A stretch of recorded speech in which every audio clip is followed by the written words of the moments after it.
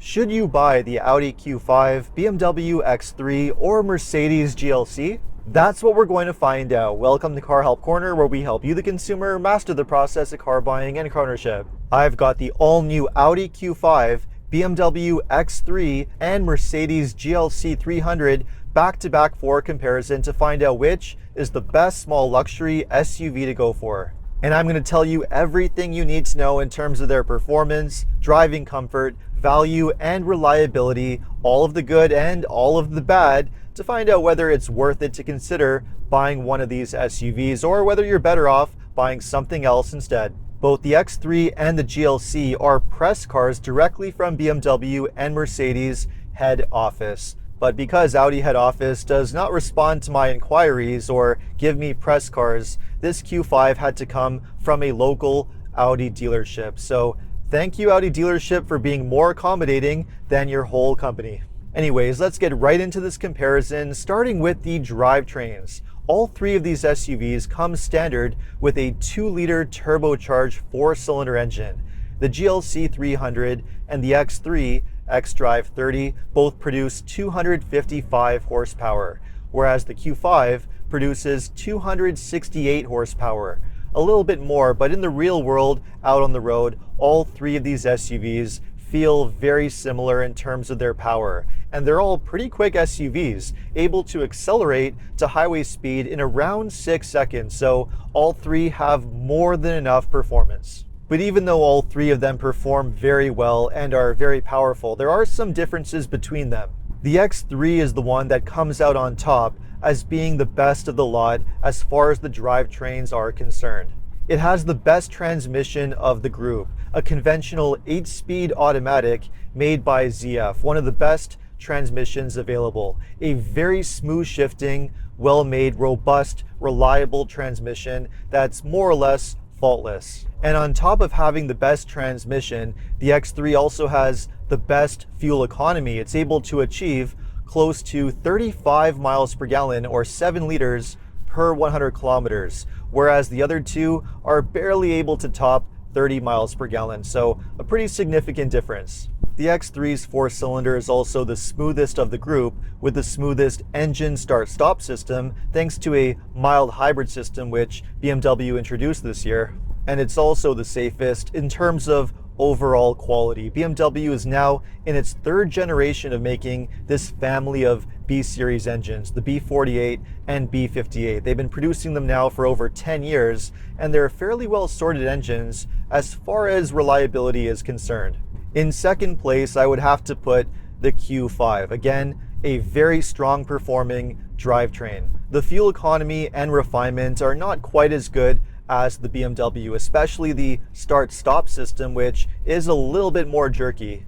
And it does come with a 7-speed dual-clutch automatic transmission, which is not as good as the BMW's ZF 8-speed, but still a surprisingly smooth shifting transmission for it being a dual-clutch. And even though the overall quality of this drivetrain is not as well proven as the BMW's, Audi has been using this transmission and engine for quite some time now. They've been making them for several years, and it has proven to be quite a well-sorted drivetrain. And then in third place, I would have to put the GLC 300. It's a perfectly fine drivetrain, the 2-liter engine and the 9-speed automatic transmission. It's smooth, fairly refined, and has more than enough power. It's just that it really doesn't do anything exceptional in this group. It doesn't have the best performance, the best fuel economy, or refinement. Again, it doesn't have a very good start-stop system, and the quality is certainly nothing exceptional either. In terms of drivetrain reliability, the Mercedes would be in third place in this group.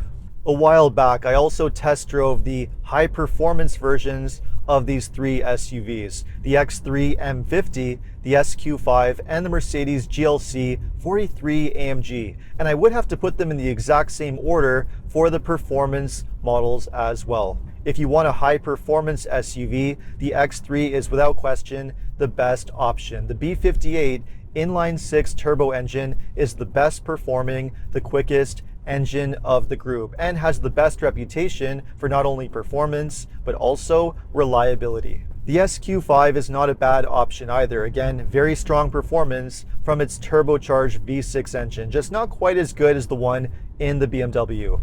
And the Mercedes easily would be the one in third place. The only high-performance SUV with a 4-cylinder engine instead of a 6-cylinder engine that's just uncompetitive when compared to the two others. It's also worth mentioning that if you're interested in a hybrid version, the Mercedes is the only one in this group that is currently available as a plug-in hybrid. A plug-in hybrid option should be coming to North America for the X3 and the Q5 down the road, and there should also be fully electric models coming down the road as well. So there are definitely some significant differences between these three when it comes to their drivetrains. But what about the driving experience? What about the way they ride and handle? Well, in this area, I would have to say that these three are much closer. In fact, just driving them on regular roads day to day, it's pretty difficult to tell the difference between them. All three of them are fairly comfortable to drive with nice smooth suspension and surprisingly good handling. If I were to really nitpick, however, I would say that the Mercedes does stand out just a little bit as being the smoothest one of the group. It seems to have slightly softer suspension tuning than both the Q5 and the X3.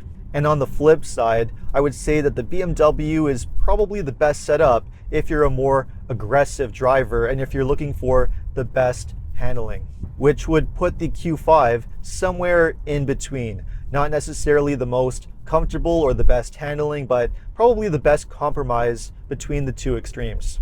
But again, I think I'm seriously nitpicking because driving these SUVs normally on the road, there really isn't a major difference between them. All three of them have very nice driving experiences, if nothing really that exceptional. I'm also finding it a bit challenging to differentiate these three as far as the interiors go because, as far as I'm concerned, they all share the same basic flaws. The biggest issue with these three is that they are all extremely reliant on technology, on the infotainment system setups. You really don't get any physical controls in any one of these. They all rely on the center touchscreen infotainment system to control pretty much everything inside the car. All three also come with a digital driver display, which is customizable depending on what kind of information that you want to see. And the Q5 even offers an optional passenger display screen, which means you have a total of 3 displays up front. And quite frankly, I'm just not a big fan of this type of setup. All three of them have a rather steep learning curve. It takes quite a bit of time to get yourself familiarized with the menu structure, the way these screens work. And even then, once you're used to it, they can still be quite distracting to fumble around with to adjust your controls as you're driving. I think for what they are, they're perfectly fine. I mean, they are very nice looking displays. They're fairly responsive and have good user interfaces, and they do have wireless Apple CarPlay and Android Auto. But with that said, you really get the impression that all three of these manufacturers are heavily relying on technology to give off the impression of luxury and give off the impression that these are expensive vehicles. But once you peel back that technology, the luxury beneath is really not that impressive. And what I mean by that is that the interiors of these SUVs are really not as luxurious and well made as you might expect for the price. All three of them have a surprising amount of cheap plastic surfaces and materials that are used everywhere, and you really don't see enough high-end materials and finishes that really justify the luxury badges that these vehicles have. If I had to put one on top, I would probably put the GLC as being the visually most impressive and appearing to be the most luxurious. But again, when you feel around and really get a sense of the materials that are used, it's just not that impressive.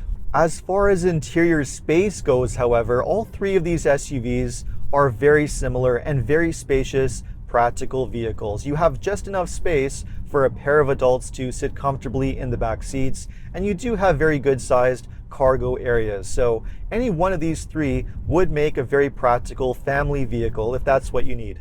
But I'm not sure whether that's really quite enough, especially for where these vehicles are priced at.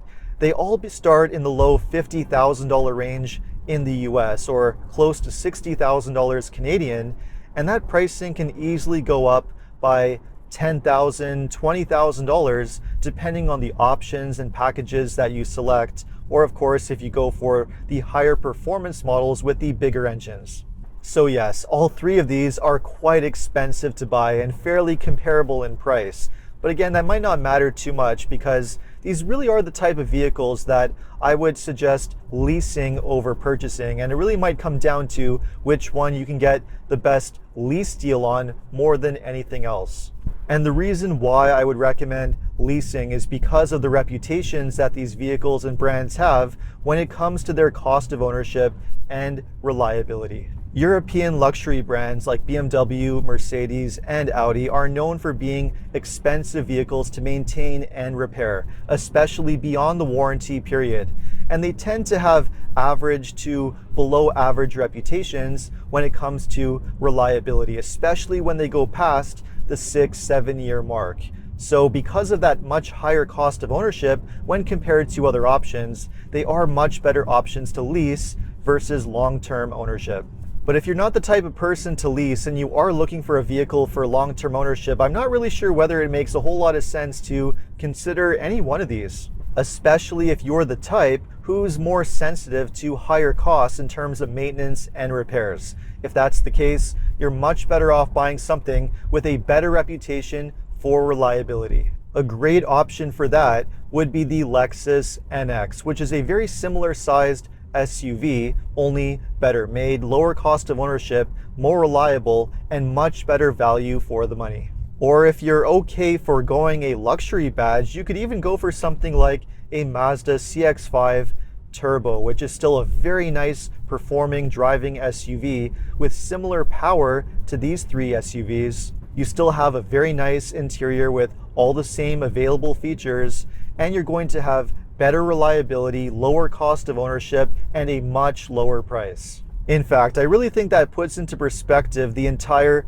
luxury vehicle market and the problem that it has, because we've really now reached the point where there's not a whole lot of differentiation between some regular mainstream vehicles and luxury vehicles. And I think if you really want to have that luxury badge and go with a high-end European luxury automaker, well, if you're willing to spend this much money, you may as well spend just a little bit more and go for something properly high-end, such as a Porsche Macan, which is just going to be a little bit nicer and a little bit better in terms of its interior finish, performance, and the overall driving experience. So where exactly does that leave the X3, the GLC, and the Q5? Well, as mentioned, I would really only consider one of them if you're getting a really good lease deal. And if that's the case, I would put the X3 in the first place just because it has the best performance, the best driving experience, it has the best drivetrains of the group, and it has the best reputation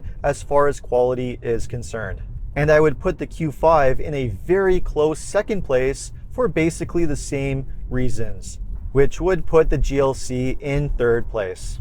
So there you have it. Now, after watching this comparison, would you still consider buying or leasing an X3, a Q5, or a GLC? Or would you go for another luxury SUV instead, like the Lexus NX, the Porsche Macan? Or would you just go for a regular mainstream SUV like the Mazda CX-5? Let me know in the comments. And if you enjoyed this video, make sure to like and subscribe. You can also take a look at my other videos by clicking the links up in the corner.